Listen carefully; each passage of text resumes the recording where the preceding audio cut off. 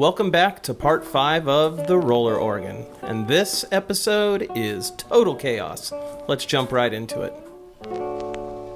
Now, like you saw in the last episode, I'm ready to reinstall these components, the crankshaft, this mechanism with the valves on it, and of course these new push rods that we made. I'm going to sand them up a little and round those edges out so they'll clip in easier and not have any rough corners.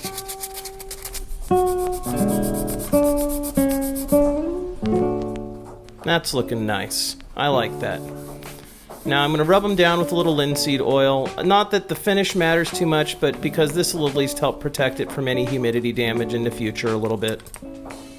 I'm going to go ahead and attach both of these back to the bellows. You know, I'm going to have to check the tightness on these as I operate them for the first few times. Hey guys, if you've been watching this series, I'd appreciate if you'd subscribe so that the notifications can let you know when the next one comes out, because the next one's going to be pretty darn good. I'm already starting to film it. Well, that's looking good. I'm going to flip it on over and install the second one as well.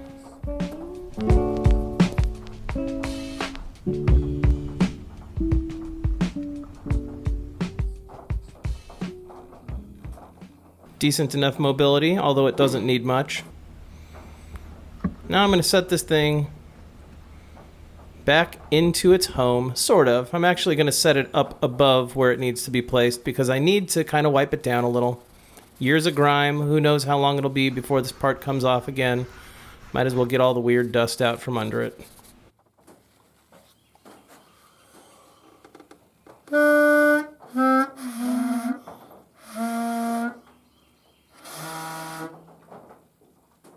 Just wanted to confirm that those little guys were all sounding good. Just because of some weakness in the volume I've been having issues with. I just want to be sure. Now here's a bolt and a screw that came out of holding this plate in. And I was a little concerned. But we'll figure out what that's about a little later in this episode. Either way, what I did was mounted this in there and temporarily mounted the left side because that bolt sure wouldn't thread into anything. It wasn't threaded into anything previously, which led me to believe somebody had played with that bolt at some point, and there was perhaps a fastener in the back that might still be inside the organ and had fallen in and nobody knew about. So I can't confirm that right now. I'm going to shim the hole with toothpicks just so that a wood screw can hold in there. And I'll pull those shims and that wood screw out in the future when I most likely open the top part of the reed box there and try to look at the hardware on the inside, which is another thing I wasn't planning on doing, but here we are this deep into it. It's the last thing we haven't opened other than tearing open the bellow cloth, so why not? Going to refasten down these cam pulleys or whatever they call them. Make sure everything's getting good mobility, and finally snap these into place.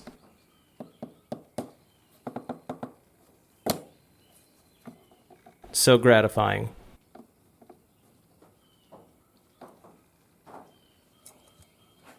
Now I have one little screw left from one of the old push rods, and then I don't have one for the other one. So this will have to go on the hardware list. When I go to the hardware store, I'm going to have to buy something to replace this. In the meantime, I'm going to try to run the back one without a screw in it. Probably not a good idea. Possibly how the other ones got broken. But I'll be careful with it and we'll see.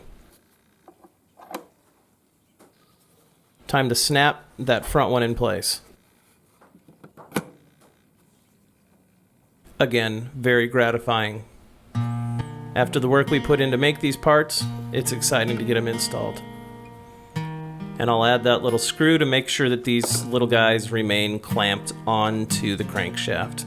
Or at least the front one, like I'd said.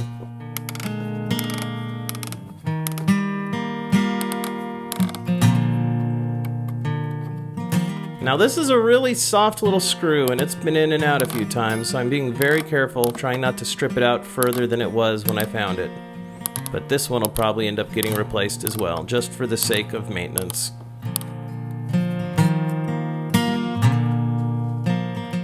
Now, we're approaching a moment of truth, which will also be a moment of Oh, disappointment. Look at that back crank rod. You can already see that push rod is kind of separating at the clamping point, and that's the one that doesn't have the screw in it. Now, I learned something about these little dump valves. I had somebody message me in part 4, and that was before I'd filmed part 5. But I have been working on these, and I'm trying to replicate basically what it came with. But what I have found is what I got it with is probably wrong as well.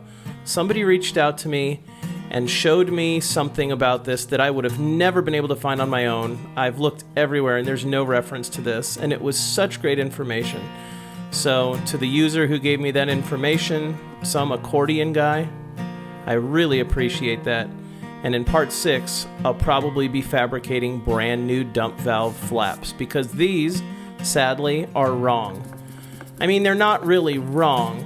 They're just missing a very important piece of functionality that actually protects the bellow cloth, and that is something I'm very interested in doing. So, for the short term, these are kind of doing what I need. But you see that little stick there? That's a safety device. I haven't been able to figure out what it is until I was contacted by this user. So thanks again. And guys, that's why I love the comment section, is everybody's learning something and everybody's sharing information in there. Please check out the comments on my videos, because we have great discussions. And there it is. Look at that broken push rod. That happened fast. And you know why that happened? It happened because there wasn't a screw in there holding those two pieces together.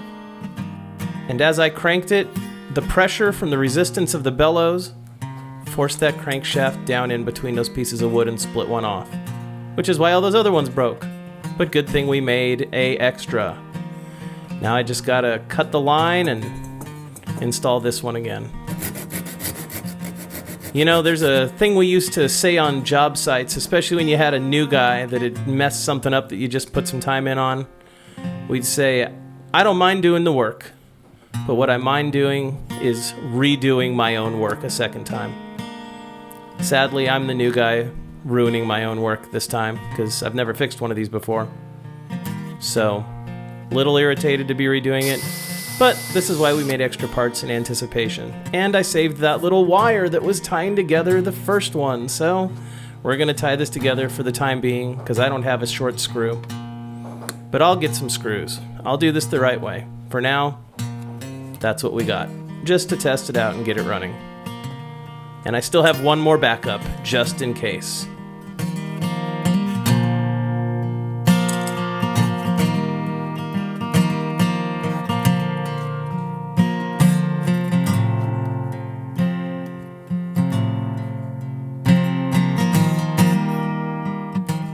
So you can see that bellow cloth's working great.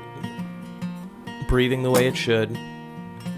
Those little dump valves are kind of working the way they're supposed to. If you're cranking at a low speed, that's fine.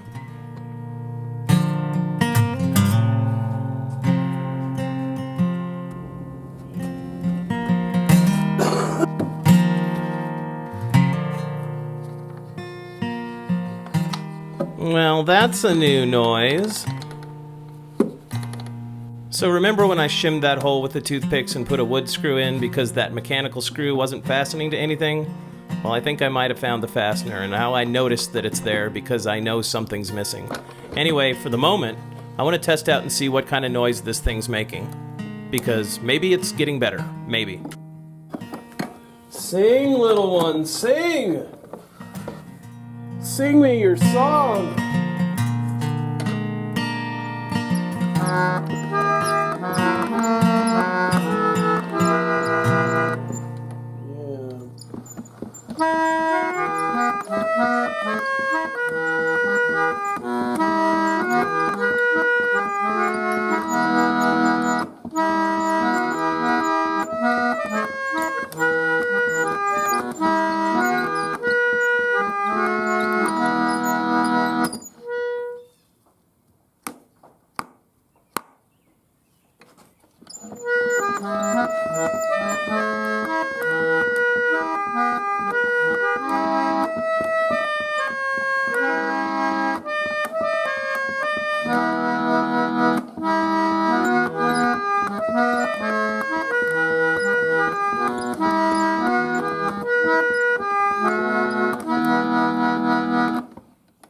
It's so nice now that we've put the new felt on the valves. We've replaced the dump valves, and we've been able to replace basically those other leathers on the bottom.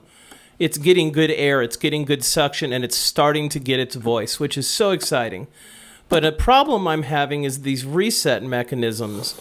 It's basically allowing the cob to reset too far to the left, an entire rotation too early, which is why you hear this chunk of song that kind of makes no sense at the beginning.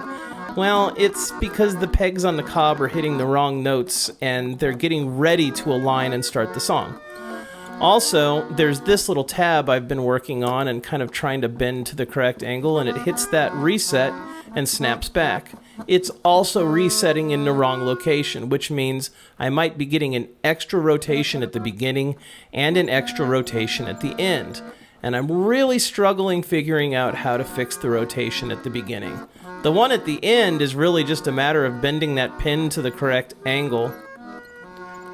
As you can see, it's running pretty smooth. Everything's pretty cool. Although I'm starting to realize I'm having poor engagement between the worm drive gear and that little cog. And that's just an issue of alignment because of that wood screw and not having the mechanical bolt and fastener in there. And this front cam pulley, or whatever you want to call it, this crank pulley, this little wooden thing that it rotates the handle and the crankshaft in, is pretty worn out. And it even looks like somebody tried to oil it to stop it from squeaking at one point, which is like not a great idea because it probably should have been lubricated with like graphite or pencil lead or something like that. Instead, there was some sort of a wet, oily lubricant used. And because of that, well, it's deteriorated the wood. Now, I had to pop this thing out. It was starting to underperform again. And one of the reasons is this screw decided to come out because that hole's been worn out over years and years and people making weird repairs. So what I'm going to do is just a good old-fashioned shimming trick and put a piece of a toothpick in that hole and stick that screw right back in it. Just add a little meat to the hole so that screw has something to grab. And that ought to be fine. So with that, I'm actually going to fasten this thing back down in to give it a nice permanent mount the way it should.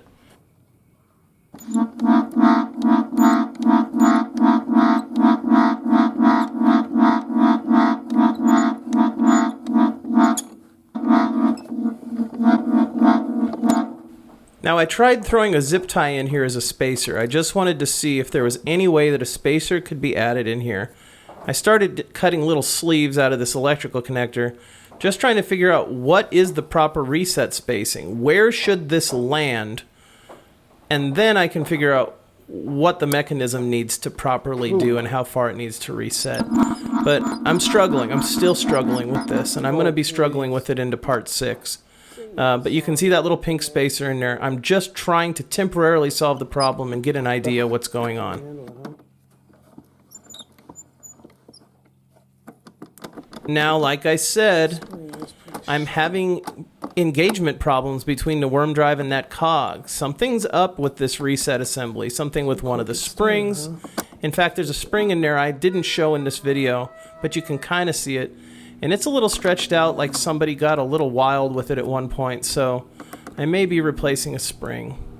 I also know that because this wood screw's in here holding it in with the shims, that this cog probably isn't quite engaging that worm drive correctly anyway, which means I probably need to temporarily shim up that pulley that's holding the crankshaft for it to engage. And that's okay. But what I'm really having a problem with is the bellows just feel stiff, and it's not like they're cranking right. It's like there's actual resistance in there against the wooden parts. And I think what may have happened is finally that bolt that's been loose in there is stuck way down in the hinging portion. So I can't hear it rolling around anymore, which makes me pretty sure it rolled down out of the reed box, probably through the first set of leather flaps inside, and now it's down in these lower parts of the bellows. The only way to do anything is to look in there and see. So I got out the old otoscope and fish this tiny little camera in to see if I can see anything strange. There's the old bellow fabric. That's the internal flap that I can't get to without taking the bellow cloth off. You can see how much better what we've made is than this. This is 120 years old, so let's look around. That was the inside of the dump valves, and this is maybe one of the inside walls. There's the bellow fabric. See, it really doesn't look bad. I'm probably not going to replace this if I don't have to. It looks good, and I like having that original cloth there. But I need to see if I can find that fastener. So I'm going to fish this around for a while. And maybe I'm wrong. Maybe. But I got a pretty strong hunch this is causing one of my problems.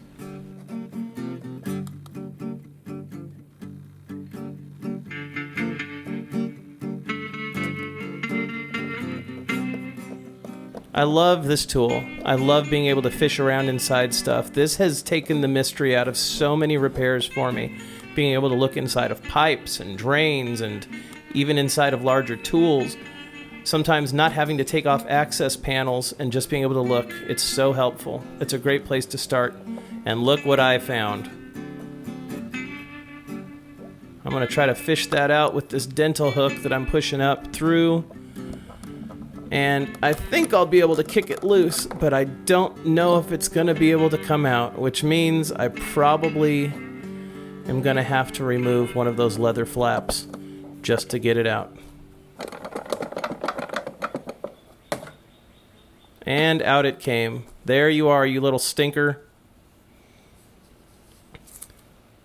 Now this is one problem solved because it's removing that mechanical interference, but it is also one new problem confirmed.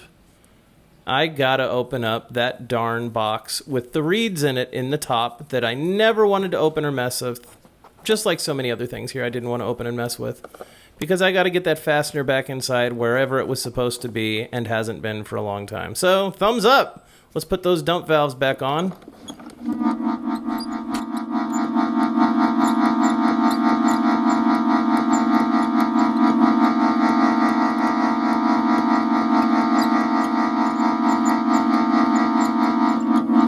Now we're talking.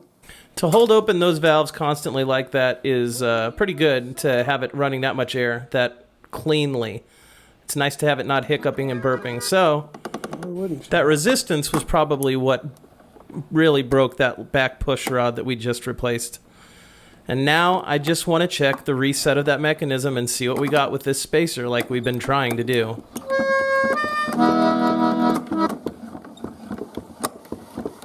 Cool. And as you see, it won't engage. Like I said, the worm drive and the gear aren't quite aligning correctly because the whole mechanism is shimmed. So what I'll probably have to do is loosen this guy up a little bit and shim the bottom of this entire assembly. But first I want to check what's going on with this crank. And what I discovered is what I said earlier.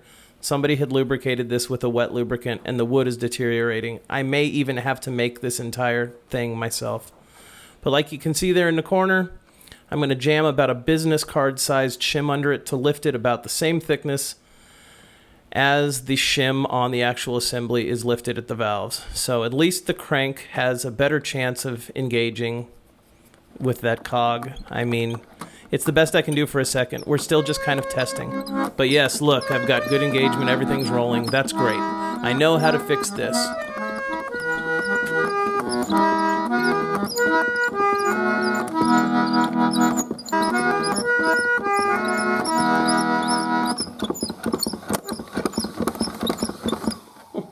Come on, right?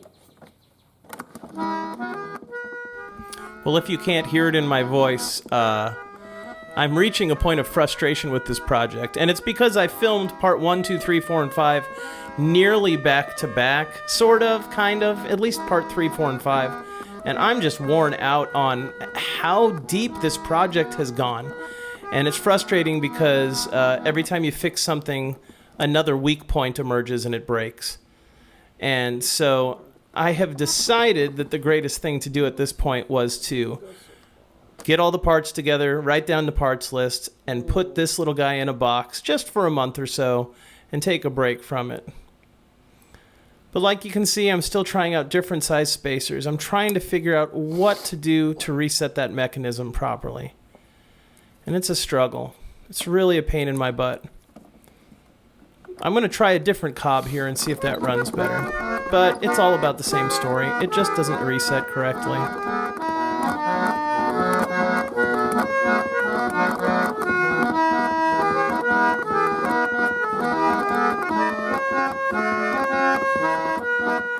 Now I know what we need to do on the next video, the next time I work on this. The entire valve and paddle assembly up here that you're seeing working the valves with the felts on it, that's got to come off again. The crank pulley has to come off. And then what I'm touching there on the top with that glove above the valves, way up there with my left hand, that's the top of the box that these reeds are in. And I have to open it to get to the back of the reed assembly to put that washer back in so I can put the mechanical bolt in. Guys, if you like this content, please like, comment, and subscribe. These videos are really a labor of love. And I'm still excited about getting this antique running again and keeping it in the family. But I'm even more excited right now about the comments section. I love talking to you guys, and I appreciate your positive feedback. Thanks for watching. God bless, and I'll see you in the next one. Have a great day.